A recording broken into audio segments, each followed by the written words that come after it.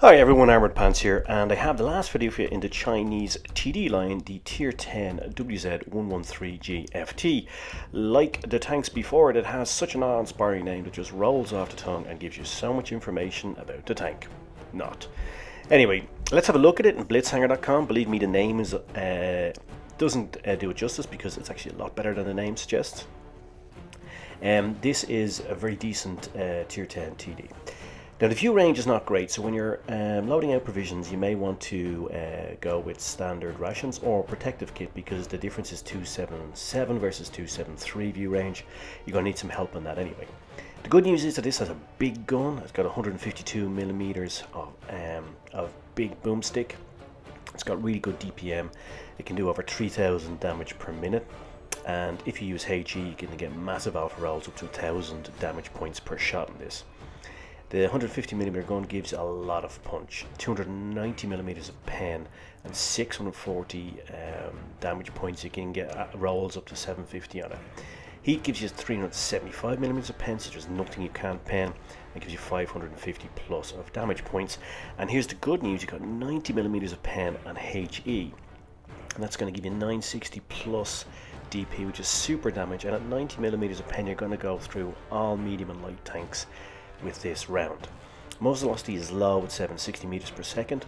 If you get to supercharge it goes up to 988 meters per second, but it's still low.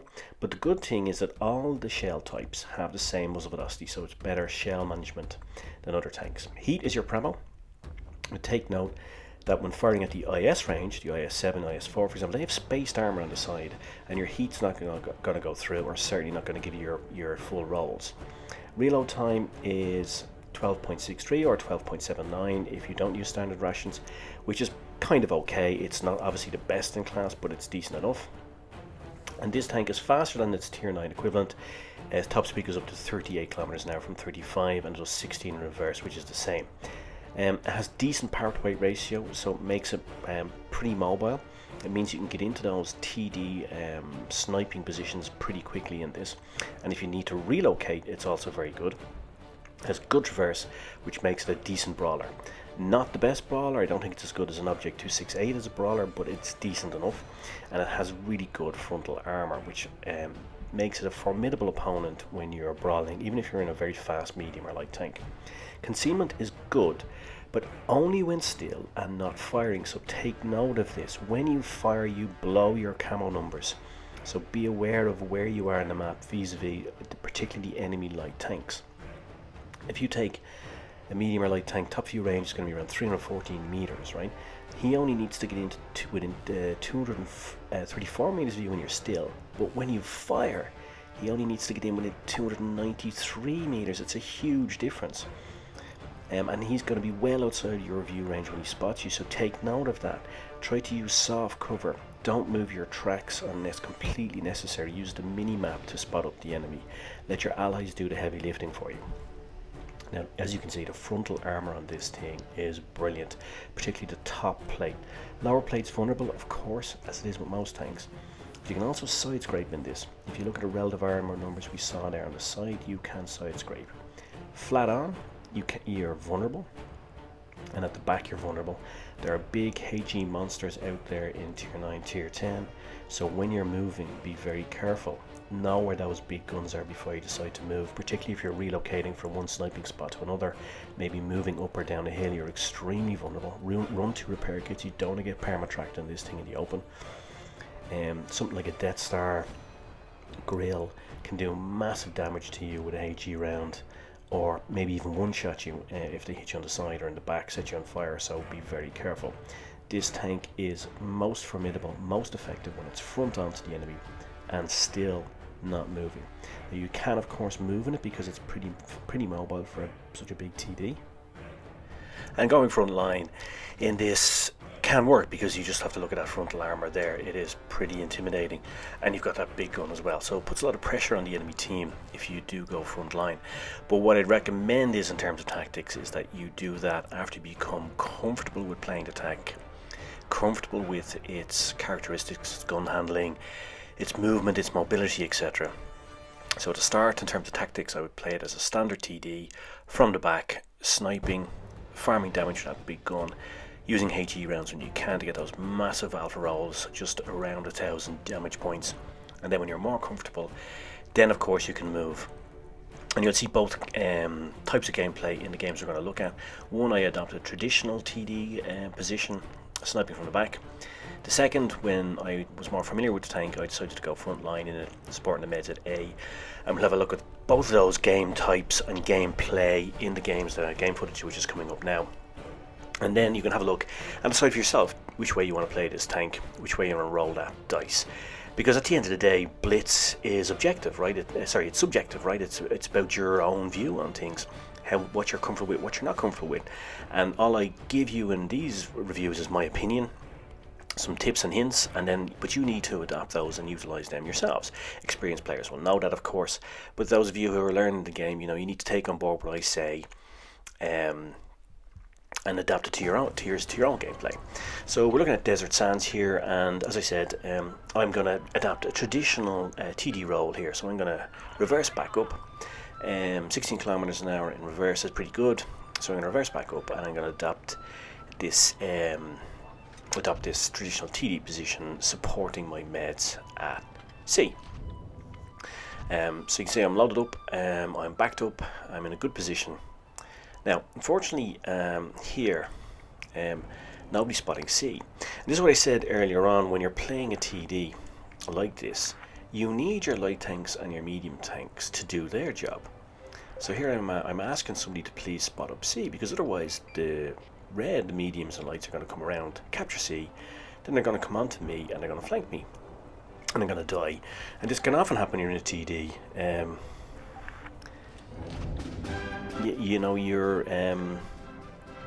You end up at 0 damage points.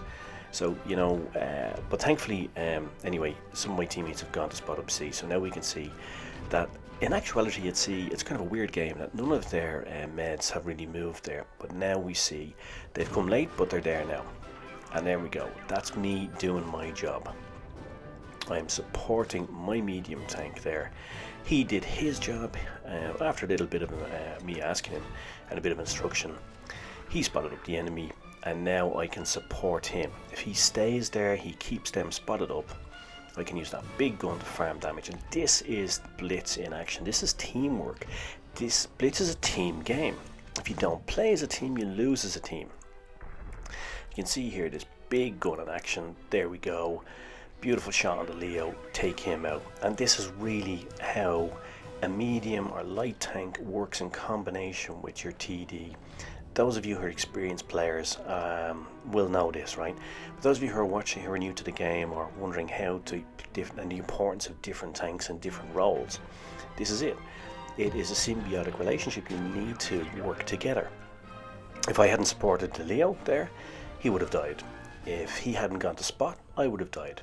So it's a symbiotic relationship. You rely on each other, right? So, and I hope that this is a lesson that guys learning Blitz, watching this, can take on board, because it's a very important lesson. As I said, you win as a team or you lose as a team. It's very difficult to win, particularly when you're in a TD like this.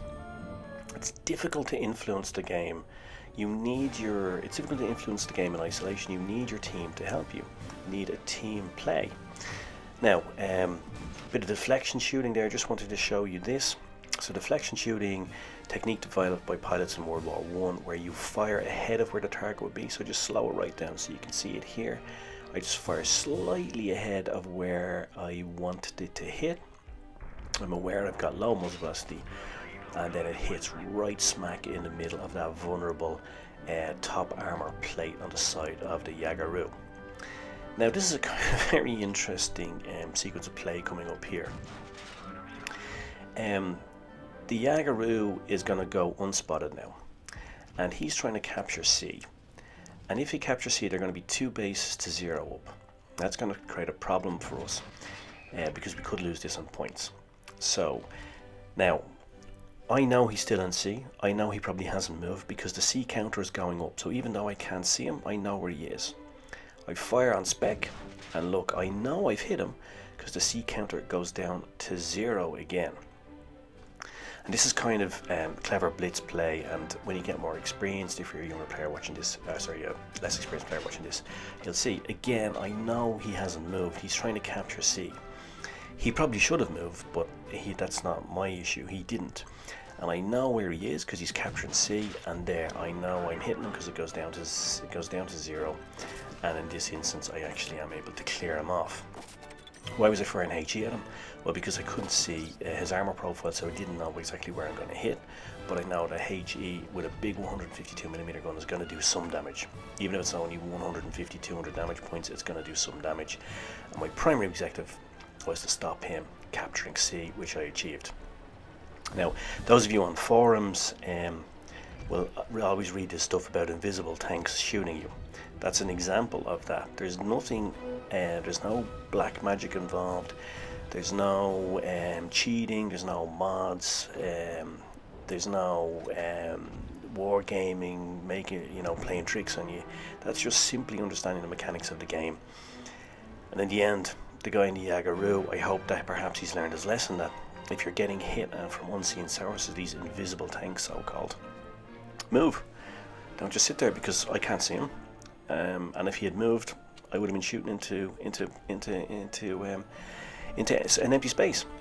So, but there you go. There's me playing this tank as a traditional TD. Got a sniper tanker badge, and as we said before, when you're playing a TD, sniper tanker badge, high caliber, Confederate, they're the badges you want to be getting. They're even more important than mastery badges. Why? Because you're a support tank, and if you're doing sniper tanker, if you're doing high caliber, the most damage, and if you're doing Confederate, then you're helping your team. Those are the badges that show that you understand your role and you are doing your role and helping your team accordingly. And that sniper tanker badge there, I think, is evidence of that. And of course, winning sniper tanker badges means you're firing those shots over distance. It means that you understand your tank and that you're contributing properly to the team as a TD. So it's always a good, it's a good badge to get. It shows that you're really doing your job properly. And then once you do that, it doesn't matter what other people say to you, if they call you a noob or a camp or whatever. That means they don't understand the game, not that you don't. Okay, so this is the second game. This is actually a mastery game, Black Goldville, which is one of my favorite maps. I probably think Dead Rail is maybe my favorite, but I really like this one too. And this is a little bit later on, so I become more familiar with playing this tank. So now I'm confident enough to go towards A to support my meds. You can see I'm kind of big and cumbersome tank, but I'm not that immobile. I'm relatively immobile. I've got good power to weight ratio, so I'm able to move with my meds. In actuality, because they're not really doing their jobs that well in this game, I am actually gone ahead of them now, which is not good for me because of my view range. I could easily get smashed by somebody, but thankfully that hasn't happened. Now I've kind of seized a very pivotal part of this map here, and it kind of puts the Reds in a bit of a conundrum because nobody wants to push straight onto this 152mm gun. Nobody wants to push straight onto my armor profile. So that gives me the luxury of capturing A fairly confidently. Now if all three of the enemy tanks in sight had rushed me, then I would be in trouble. But what I said at the start of this, we looked at the tech spec, this is an intimidating tank. You don't want to run into this frontal, particularly if you're in a light tank or a medium tank. The last thing you want to do is just roll into this massive frontal armor and big gun. Now we spoke earlier about the big HE rounds. I'm going to slow it right down here and let's have a look at that in the replay. Look at that, the big, almost 1000 damage alpha roll. And that's what you can do in this tank. That's what that 90mm pen is going to do for you. Now I am going to push on here because we're a tank down. So I'm going to push on. I know I might take a hit, but I'm trying to clear off enemy tanks. I'm trying to get my gun into the game. So now I'm in cover while I reload, and I'm going to push down onto B. I'm confident as long as I kind of keep my armor front on, I'm not going to take huge amounts of damage. Now this T62A, he put 2 rounds into me, but I've just done a massive alpha roll onto him now. And now he has food for thought. Now he's a one shot for me, more or less. So he needs to really think about what he's going to do. And there you see, he bounces and I smash him. And he's down to a few hit points, and then he decides to rabbit because he's had enough. And this is what I mean about this gun being intimidating, right? You know, nobody wants to be on the receiving end of this. We're going to have a look now at the alpha roll we're going to get here on the E100. Big alpha roll on him. And now T-54E1 is moving up on me, but I show him that armour. This is what I mean about this armour. He was able to hit me side on, but once I get the armour angle right, he's not going to pen me. Certainly not into that upper plate. He's now fired off his last round in his magazine, and now he is an easy kill for me. There's nothing he can do. He goes up, he gets smashed. He goes down, he gets smashed. I roll back. Thankfully my teammates are engaging this E100. He's not engaging with me. Allows me to put another nice round into the side of him. Boom. Big alpha roll again on him, and he is an armoured beast as well. Now this leopard, like his namesake in the wild, is a canny beast, and it gets very lucky. He is about half a second away from exiting the game, but he just rolled back in time. But what I'm going to do now is I'm going to go put a big roll into this E100, and I'm going to capture B, because we are 2 bases down, and when you are playing Supremacy, you can always lose on points even if you're a huge number of tanks up. I've lost Supremacy games 5v1 because players don't heed the points. They go after the last guy, and if he's in a fast mover, like for example that T-62A, he can rabbit, capture bases, and you can lose. And that's why it's important to capture bases when you can. And of course experienced players know this, but if you are just watching this as you're a new player, please take note. So there we go, 5.4k of damage, 1.47k, so almost 1.5k of XP, which is massive, and that's what delivers the mastery badge. And of course those 2 bases captured helped a lot with that. You can see here that I have damage or spotted up almost all of the enemy team, so some very, very good team play from me, and that also delivers the mastery badge because you get significant XP for active actions and helping your team. Mastery badge and also high caliber. As we said, high caliber extremely important when you're playing in a TD because it shows that you're doing your job, you're delivering that damage which allows your team to win the game, as we did in this case. So gold ribbon there for damage caused, purple ribbon for knockdowns, enemy spotted, etc. So blue ribbon for base capture, and all of those positive activities enabled me to win the the mastery badge with this tank. And I think those 2 games contrast the different styles that you can play. Both were equally effective, I think. Both supported my team, both enabled my team to win. But I think different and contrasting game styles. And I would recommend the first, sitting back, sniping at the start, and then later on when you're more comfortable, you can go for the second one, moving frontline to support your meds. Now let's have a quick recap with Frau Schwarz. So this is a relatively mobile TD, it has good armour, particularly that top plate in the front is really good. You are a large profile though, large target, but front on has very good armour, but at the sides and back you're vulnerable, so take note of that. Starting off, as I said, play safe. Play typical TD play as I did in the first game, supporting from sniping positions. Just play it safe, but you have a big intimidating gun. It has a lot of punch, and that's effective either when you're sniping or later on if you go front line. 152mm gun has low muzzle velocity. Even when you use supercharge, you still have less than 1000 meters per second, which is very low, especially at tier 10. The reload is also not great, 12.7 seconds. It's not the worst, but it's not the best. So you need to make your shots count when possible, because it can seem like a lifetime in between those reloads if you really need to fire. Use supercharge to max muzzle velocity, and use refined gun to reduce dispersion, which is the loss of potential energy to kinetic energy. You don't have any real gun depression, it's only 6 degrees, so take note of that. Which is kind of weird given that these tanks were designed to fight in the mountains in China. Concealment when still is good, but moving your tracks breaks camo, so use the mini-map and your allies to spot up the enemy. Don't move your tracks from side to side, keep still. The armour, as we said, is very good front on. You can even side scrape in this and you're going to get bounces when you're moving because you've got awkward angles and big metal plates. But really, ideally, you need your team to help you. Particularly when sniping, as you saw in the first game, you need your meds to spot for you. If they don't, it's very difficult for you to influence the game. Side on and back, as we said, you're very vulnerable, and HE doesn't bounce, so just be aware when you're moving from side to side. Note where those big guns are, keep safe. And at the start, of course, play from behind your teammates if possible, and hopefully you'll have good teammates that will enable you to do that. But as I said, when you're experienced, when you're comfortable with this tank, you can go and move support your meds, as I did in the second game, because the frontal armour is very effective and that big gun is very intimidating. Now, the music was Puccini's Turandot, which is his Chinese masterpiece. Actually, somebody asked me why I chose this music, so if we divert from Blitz for a second, I'll tell you why. So of course it's an Italian piece of opera by Puccini, right? And the music we listen to is the overture and Perché tarda la luna, because the moon is late. But it is set in China. And one of the most beautiful pieces of music from it is Signora Ascolta, and sung by Maria Callas. So if you need some Blitz therapy, I'd recommend YouTube it, just find it, sit back, close your eyes, put on your headphones, and listen to what is perhaps one of the most beautiful pieces of operatic music ever recorded by the wonderful, late, great Maria Callas. Her and Maria Trabaldi, the two greatest opera singers of all time, I think. But this particular piece by Maria Callas is simply wonderful.